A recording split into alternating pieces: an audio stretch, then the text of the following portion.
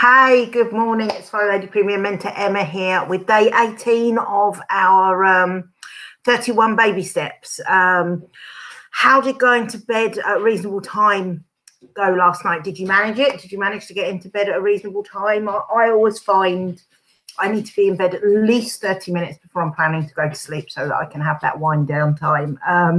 If it didn't go so well last night, try again tonight. That's the beauty of Flylady. You are not behind. You can jump in right where you are.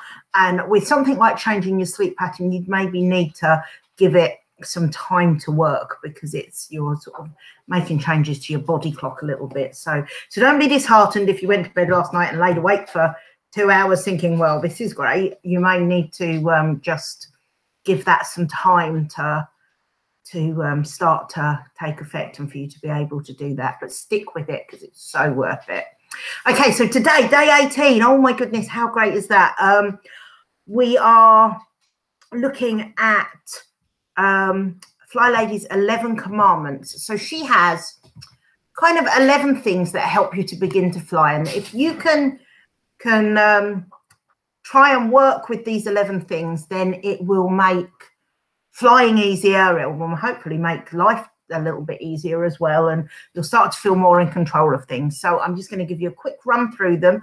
I've put a link down in the description box right at the top there, so you can go to that, print it out, or copy them out to put into your control journal, whatever you feel works best for you. You might want to put some of them on post-it notes and stick them up around the house. You could do a pretty thing and put it in a frame, but don't get run away with perfectionism. Just try and remember that it's about doing it, not necessarily doing it absolutely perfectly and great.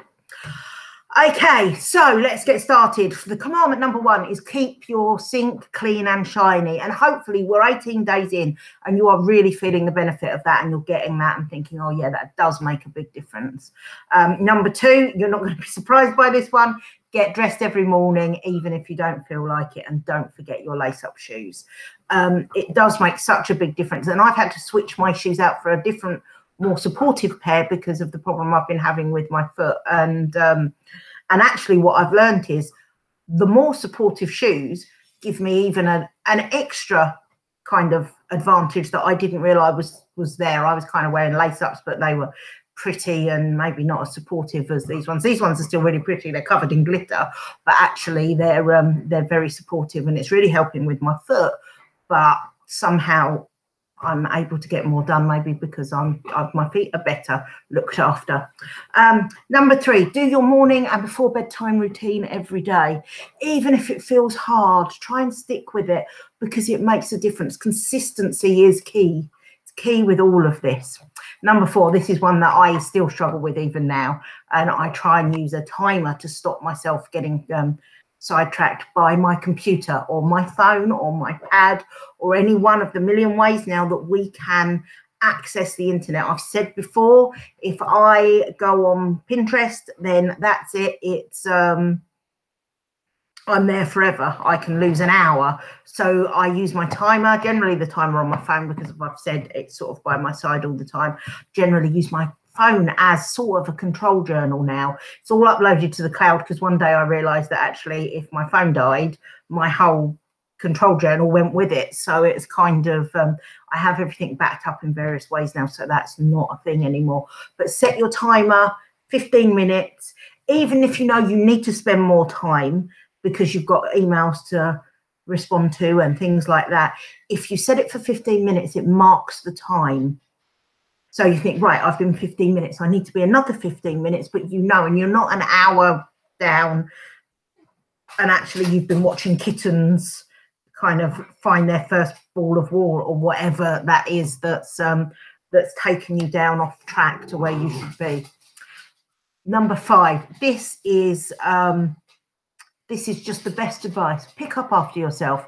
If you get it out, put it away. If you can do it as you go, if you can put that glass in the dishwasher, if you can put that notepad away, whatever it is, if you do that as you go, the hot spots don't form so much and you end up less overwhelmed. There's less of a pile of things to deal with. All of my hotspots are things that basically I probably haven't put away, or somebody in the house hasn't put away as they've gone, and that makes a big difference.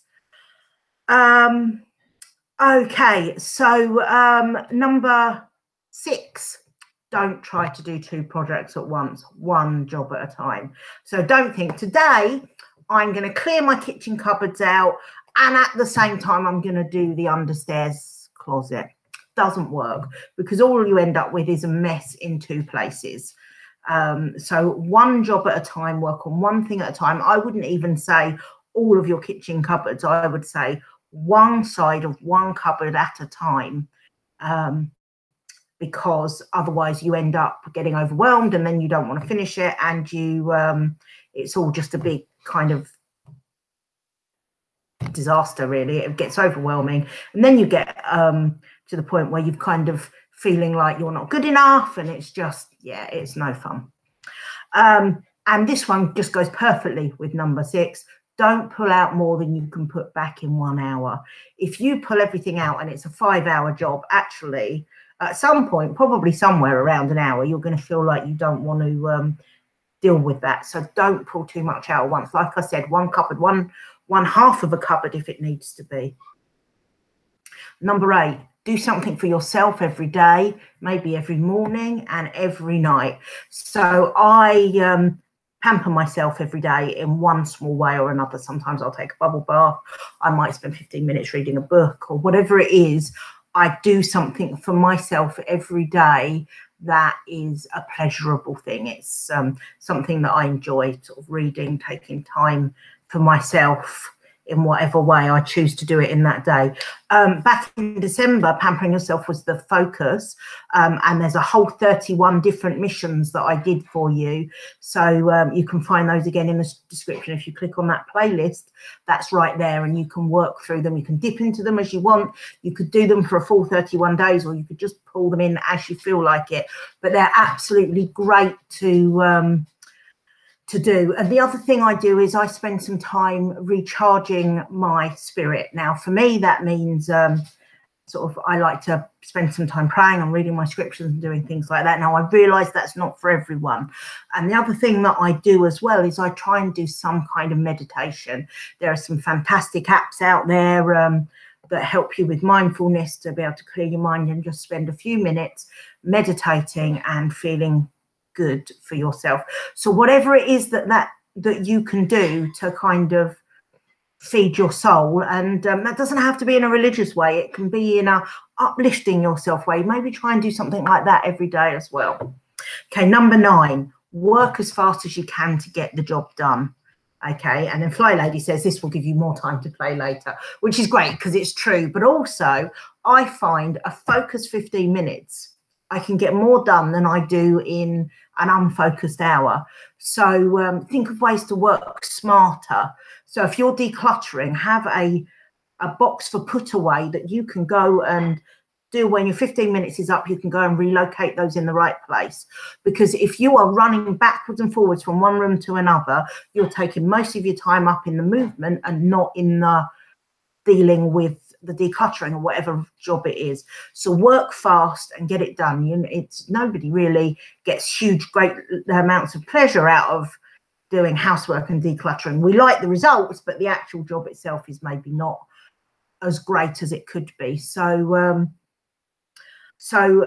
work fast and play as well. Make sure you do take that time out to enjoy life. That's what it's about. This stuff is all about being around the edges, not kind of the housework and the decluttering. That's what makes life livable, bearable. But the other stuff is what makes it fun and worth living and enjoyable. And that's what we want to do. And that goes into perfectly to number 10. Smile even when you don't feel like it. It is contagious. Okay, so for me, I was saying to somebody that I mentored the other day, laugh. If you're in a situation where you could laugh or you cry, I choose to laugh because crying gives me a headache. I always think there's no situation that whining about it will make it better Whereas laughing about it actually can improve. It can improve the mood.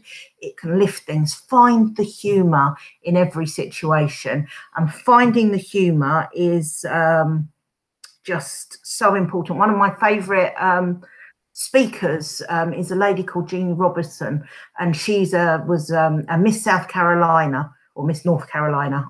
I'm really sorry, I can't remember which. That's bad, isn't it? I'm sure she'd be delighted to know that. She's over 6 foot tall, and she goes around and does kind of shows. She gives talks, and everything that she talks about is finding the humour in things. And I find her so inspiring, because she says if you just look for the humour, it makes life so much easier and better. And I really try and do that. So if you can do that, find the humour in even the darkest of situations, it just makes life better. And 11, don't forget to laugh every day. It fits in with that exact same smiling thing. Enjoy yourself, pamper yourself, look after yourself, love yourself.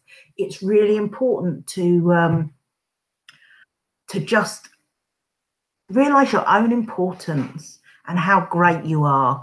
And we spend so long not being recognizing our own importance, and that becomes a habit. And a few days ago we talked about finding some of those inspiring messages and quotes and writing them down to help yourself. Well, not a couple of days after that, I found one that was absolutely great. It said, if you don't have anything nice to say about yourself, practice. And that fits in with that pampering yourself and loving yourself and finding laughter in even the hardest of situations. So that's the 11 commandments. They really do work. They really do make a difference. And that sort of trying to have an attitude of fun and laughter and enjoying things, even when maybe they're not as enjoyable as you would hope, really does make a difference. Don't forget to go to bed at a reasonable time tonight, and look out for me tomorrow. I will be back with day 19. Have a great day.